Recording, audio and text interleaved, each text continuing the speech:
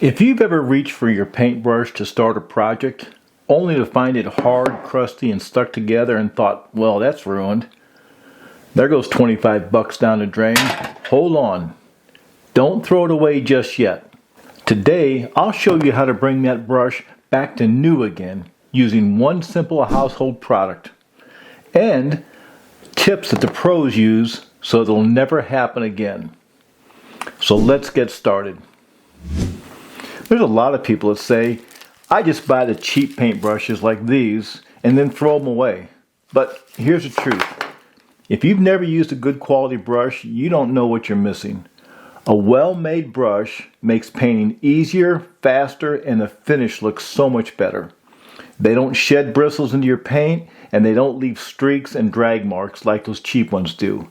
Now, when you look at the price of them, like say a Purdy or a Corona or a Wooster, you might think, there's no way I'm paying that much for a brush. That's because most people are thinking of a disposable tool. You use it one time, then throw it out. But here's the key.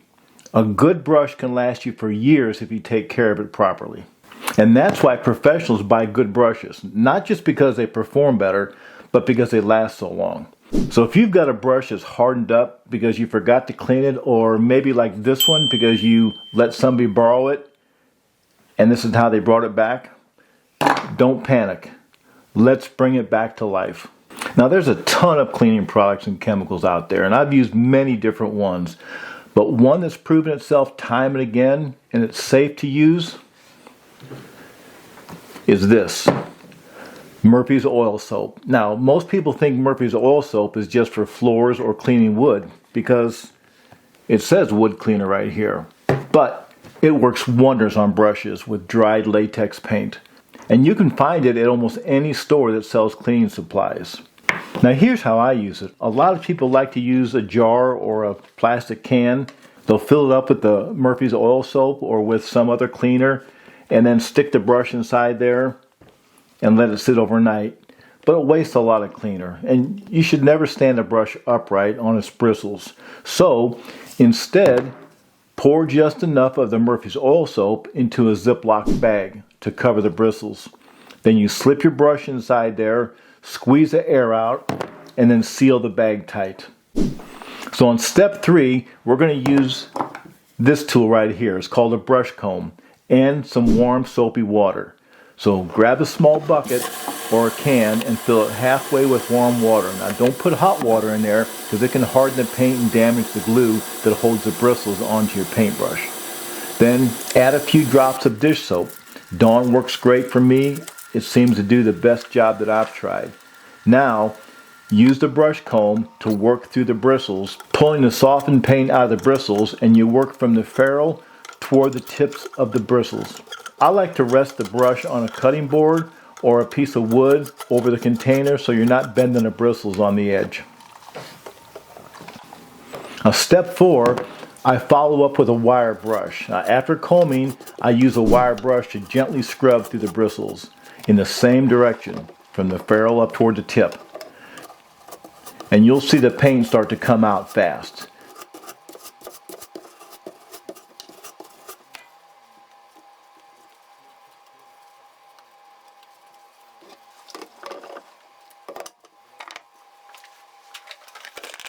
Then I switch to a finer, either nylon or a brass brush to finish the cleanup if I need to.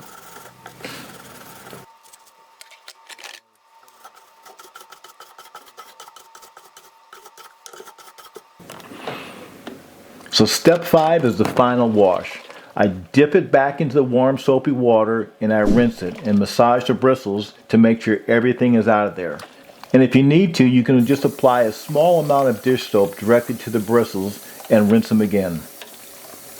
Then I put 1 or 2 drops of fabric softener in some clean water and swish the brush in it to condition the bristles. Step 6, I remove the excess water.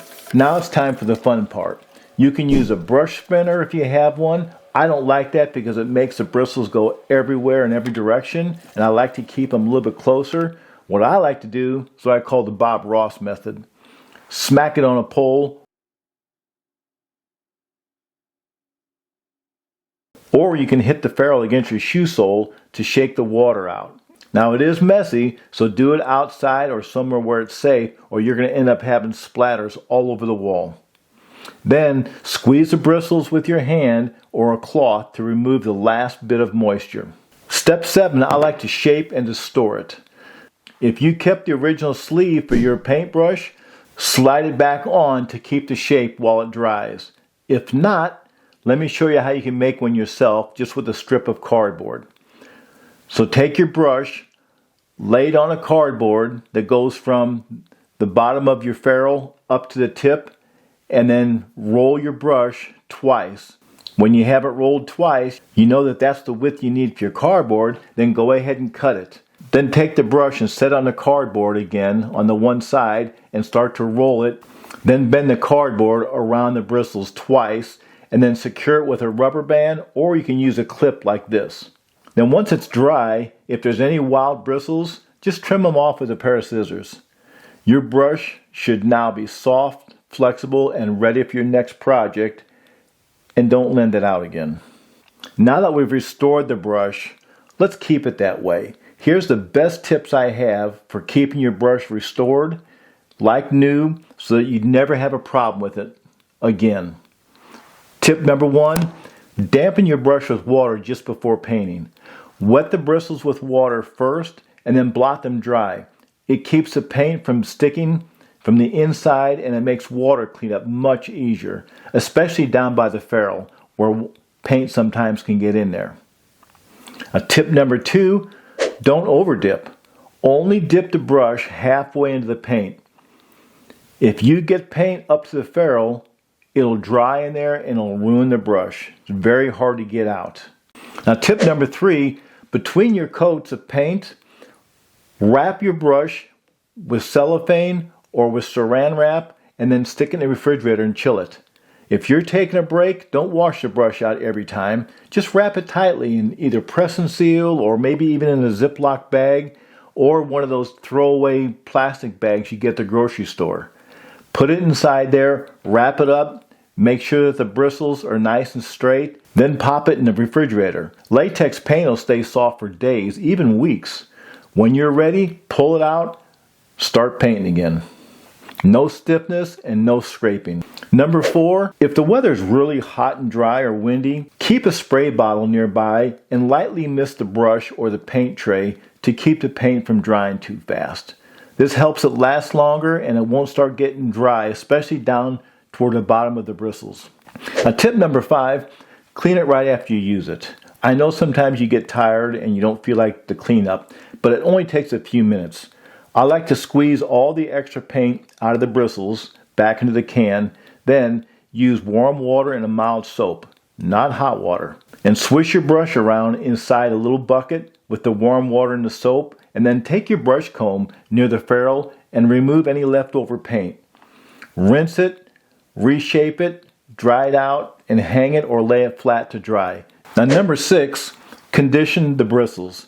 Now add a drop of fabric softener to the rinse water at the end. It keeps the bristles soft, flexible, and ready for use next time. If you've never done this, try it. You're really going to like how it turns out.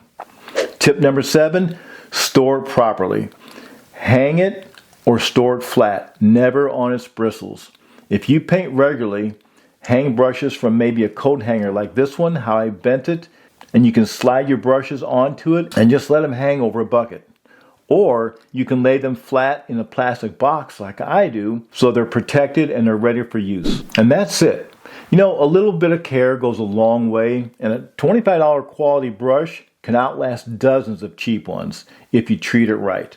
The finish looks better, the job goes faster, and your brush won't end up in the trash after every project. So spend a little extra on a good brush and then take care of it. You'll notice a difference on your next paint job. If this video helped you, hit the thumbs up and don't forget to subscribe if you haven't already. It really helps to support the channel. And check the description below for links to my favorite brushes, cleaning tools, and products that I use. And don't miss my other videos. I'll put a link up here in the corner and you can check out all the videos I have. It might be just the video you need for the project that you're working on or getting ready to work on. And don't forget to share them with someone that might find them helpful. Well, thanks for watching. You take care and God bless.